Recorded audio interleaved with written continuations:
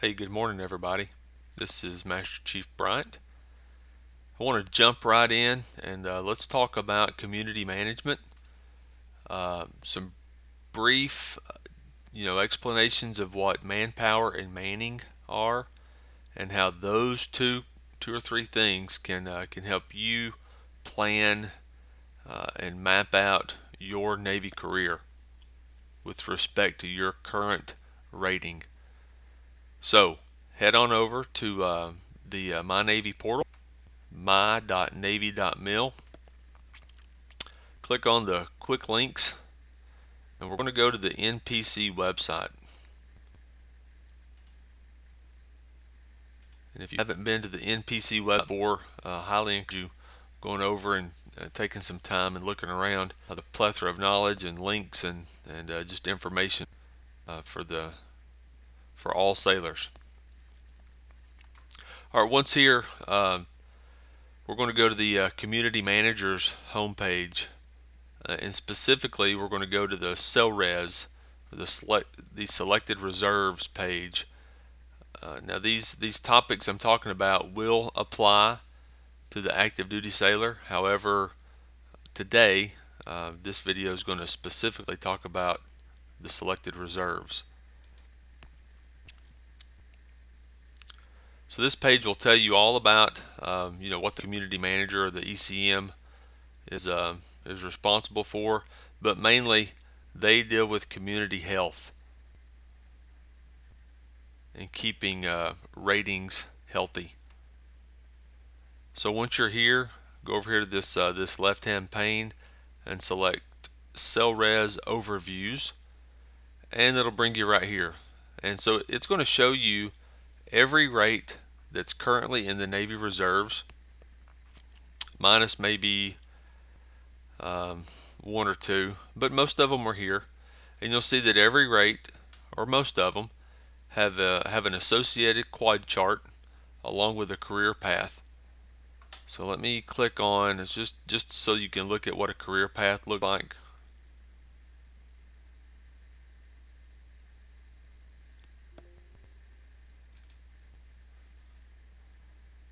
Let me try this again.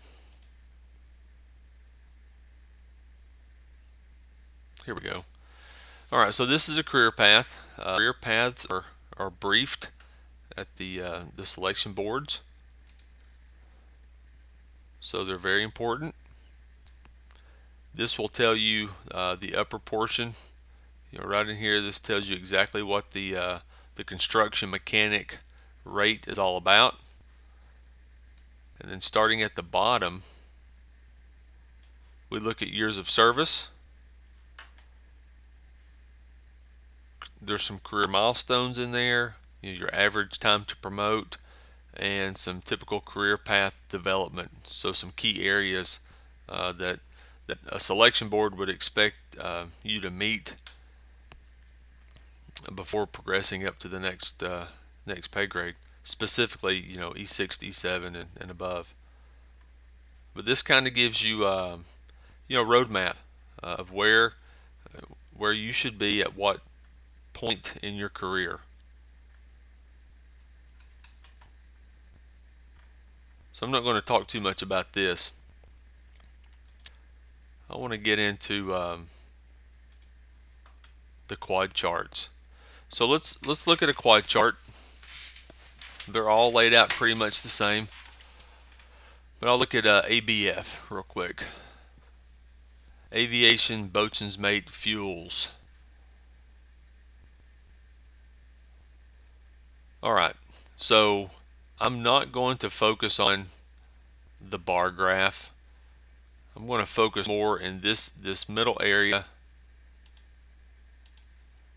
This middle area right here with the looks like an Excel spreadsheet that says manning. So you'll see manning, you'll see pay grades across the top, E3 through E9. Then you've got a total. And in this light blue area, we're looking at the inventory to FY20 EPA. And if you look down in the notes, you'll see that EPA stands for Enlisted Programmed Authorization. Now this is where the manning and the manpower topics come into play. So the EPA is the manpower. Okay, that comes from the billets, the actual billet file. The manning, that comes from actual bodies, so the inventory, sailors, people who are doing the job every day. Okay, so the Navy, as specifically for the reserves, the active duty component, they pay X number of billets for a reservist. Okay, so that's what generates uh, basically the EPA, and that EPA we fill with sailors. So let's look at E6 and the E7 area. So if you're an E6 ABF, okay, Petty Officer First Class, you're an ABF. We can look at the inventory, and that inventory is 41.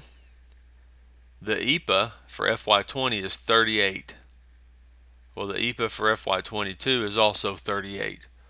So we can see that there's more people than there are billets, which shows right here in the okay, so the E6s are overmanned. So if you're an E6 looking to make chief, you can come over here, and this is, folks, this is even before the quotas come out. Okay, and we all know that quotas aren't released until a selection board actually convenes. So if you're an E6 thinking, sitting back trying to read the tea leaves and wondering if this is going to be your year to make chief, you don't have to really wonder. I mean, as long as you're doing what you're supposed to do and the numbers are right, your chances are probably pretty good. But how can you know what those quotas are going to be, or close to what they're going to be? Now, CNP, he or she, they're the ones who actually determine quotas. But they determine quotas based on what the community manager tells them. They don't just come willy-nilly. They actually go off of data, and they're looking at inventory and EPA. So they want to be sure that they fill the billets with sailors without going over. So if you're a Petty Officer First Class ABF and you're looking, wanting to know what your chances of making chief are, I can almost guarantee that there's probably going to be about 1 or 2 quotas for the FY21. And you can tell by, we're about 3 shy as far as inventory to EPA. Now, it's not a guarantee, but it's a pretty good chance that there's going to be at least a couple of quotas for chief. Now, if you're E3, E4, E5, well, you can do the same thing. There's no need in waiting and wondering what the quotas are going to be for your advancement. You can come over here and look. If you're a third class petty officer, wondering what your chances of making second class are, well, you can just look right here. There's about a delta of 9, so they're undermanned at 80%. So you can pretty safely assume that there's going to be 8, 9, 10 quotas for upward progression from E4 to E5. Nothing that the Navy does is a secret as far as manning and manpower. I mean, we may do operations that are classified, but as far as what it takes to move up and promote within the Navy, nothing is a secret. You just have to know where to go and find it. So let's look at a smaller rate. Just actually, let's look at a big one. Let's look at the MAs. It's usually a popular rating.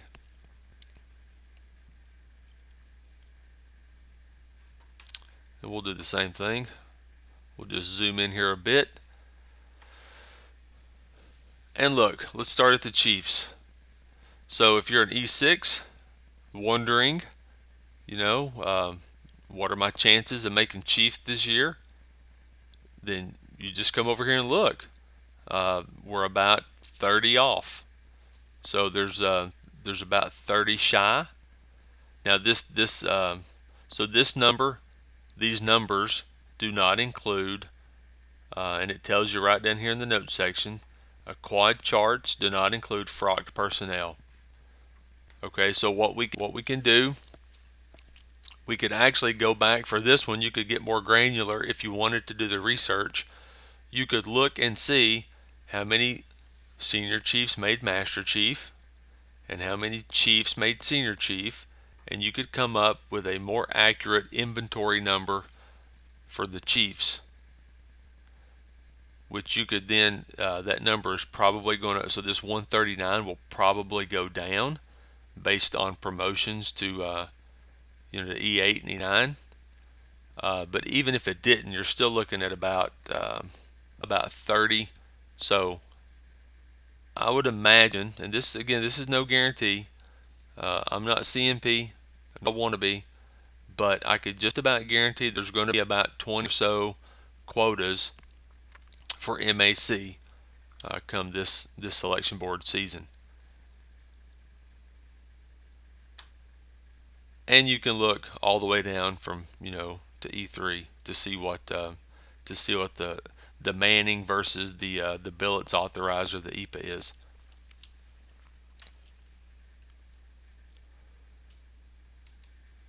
Now let's come look at my rate, Sonar Tech.